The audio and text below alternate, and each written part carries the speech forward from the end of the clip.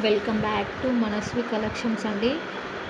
Kids wear కలెక్షన్స్లో మంచి మంచి కిడ్స్ వేర్ డ్రెస్సెస్ అవైలబుల్లో ఉన్నాయండి.